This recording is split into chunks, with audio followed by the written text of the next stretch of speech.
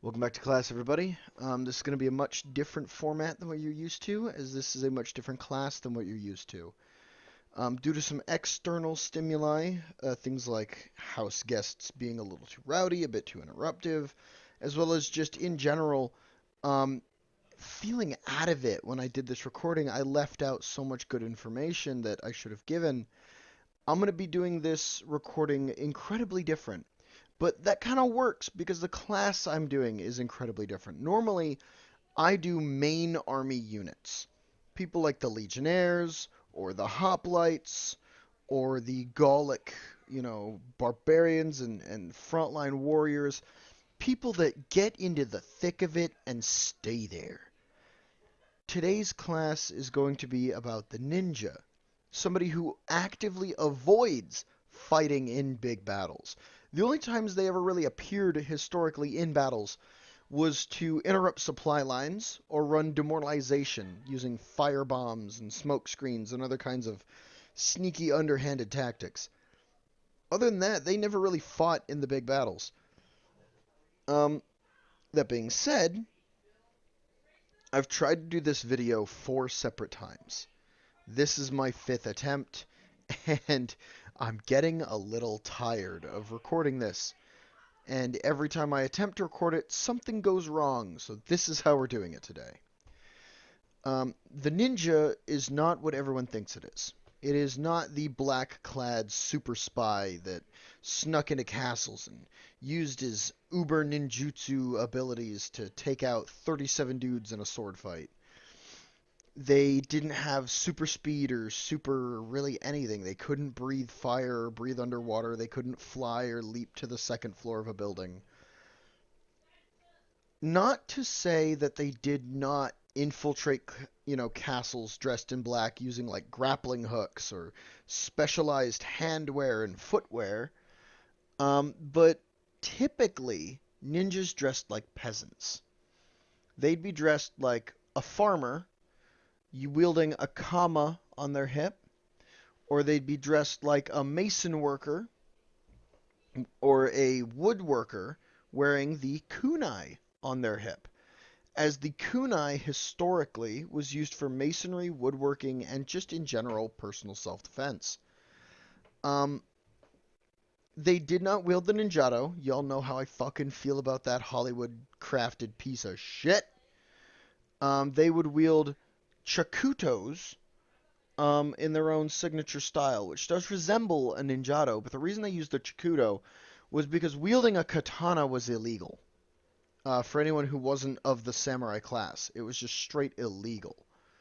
Um, so instead, they would take the predecessor to the katana that's forged entirely differently, called the chakuto, and they would dress them up to look like walking sticks or canes of other sorts. Something, non suspicious. And that's where the idea of the ninjato being disguised and hidden as all these different things. But most of them didn't even carry that. They were trained to fight with the kama that the farmers would use, as it's essentially a war pick. They would use sais even, which had sharpened tips. They were trained to fight with these types of tiger claws they were on the back of the hands that would allow them to block or catch swords and do some serious ripping damage up close. Or I think they're called the shiari. They were worn on the palm of the hand and allowed them to scale wooden and some stone walls, along with foot bits that they wore over their tabi, which are the toe socks that they wore.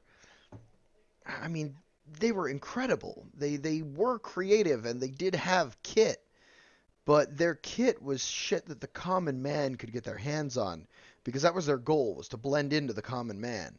That way when they went for their assassinations, they could get closer. Um in the video you're going to see, I try very hard to get stealth kills. Things like dropping down on people from above.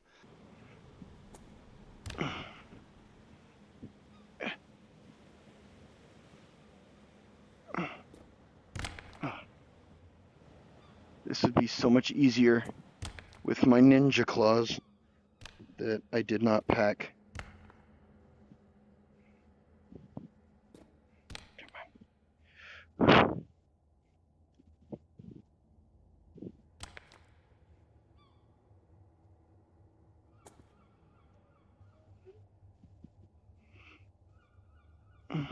Grab the top.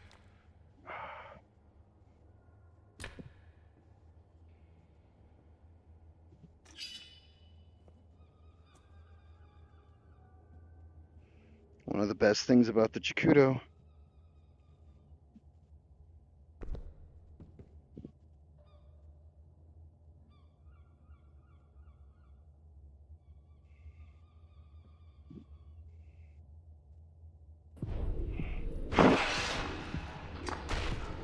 oh, worth it. I know that was a long build up for a little reward, but Throwing a kunai to distract somebody.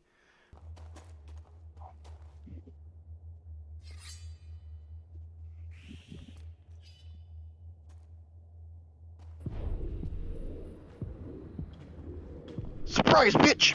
Ugh.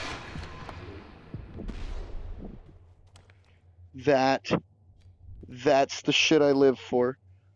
I try my best to be stealthy about it, but in the end, whenever you do a dungeon run, there is a big fight at the end where it's inevitable.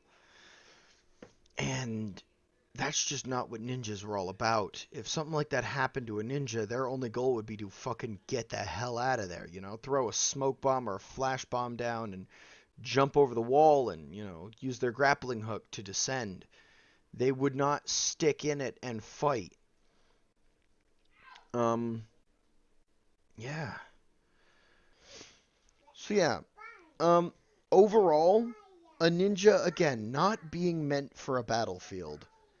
It's difficult to grade them the same way I graded the others. Where I'd be like, oh, well, they can penetrate these levels of armor, they've got this range of deadly weaponry, but the ninja was in terms of offense, the ninja is like a C minus because they struggle with the plate that I'm going up against. If I had stealth on every enemy, I would not worry about that plate at all. I could sneak up, stab him in the neck. But that'd be true with any class I'm talking about. So they're like a C minus, really. Because that Chikudo even struggled against leather. The kunai struggled a bit.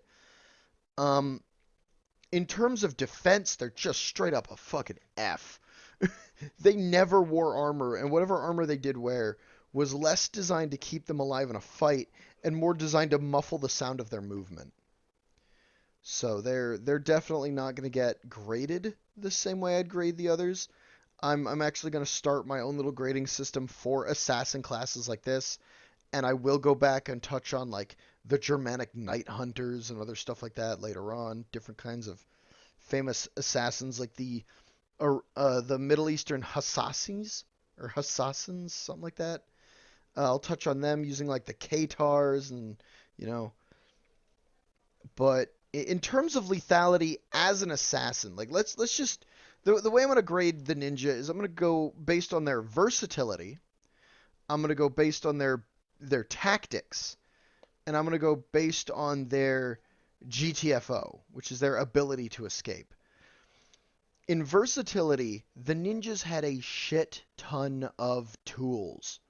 They had throwing stars, they had throwing spikes, they had grappling hooks, they had climbing gear, they had claws, they had a type of sword, they had their knife, the different farming tools which functioned as war picks and bigger daggers.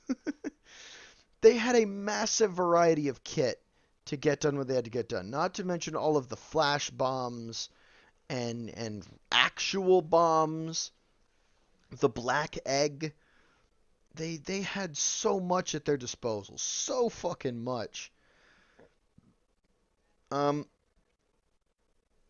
the second one, their actual lethality in the kill. The true ninjas trained forever.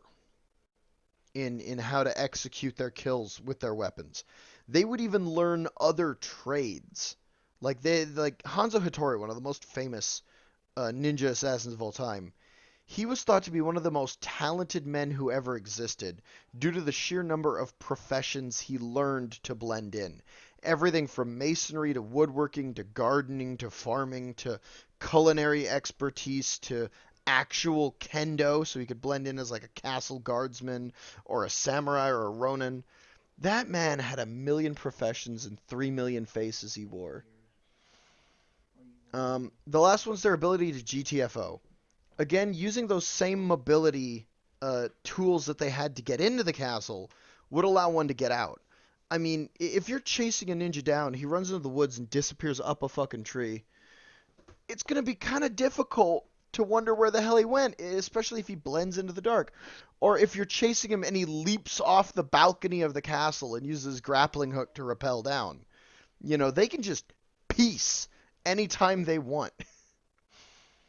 And not to mention the disguises that they'd wear. I mean, again, if you look like every other fucking farmer and you pull off an assassination and disappear, all you've got to do is go where all the other fucking farmers are. Or even, some of them would even dress up as lepers, which for those who don't know, that's the disease of leprosy. Highly contagious, terrifying disease where parts of you just fall off. That is a wonderful disguise, because who is going to try and search a leper? Honestly, as far as ninjas go, the one reason why I don't feel ninjas are the perfect assassins is because we know about them. I feel like the perfect assassin order is one that we would never actually know about. But they are definitely, as far as assassins go, kind of setting the grade. So I'm going to give them a B. No, you know what? I'll give them an A. I'll give them an A in and of their own right. They deserve that for the legends and misdirection that has come out of their legacy. So I'm ninjas, you get an A. Class dismissed. Hi, Bonnie. How are you? Yeah? What else?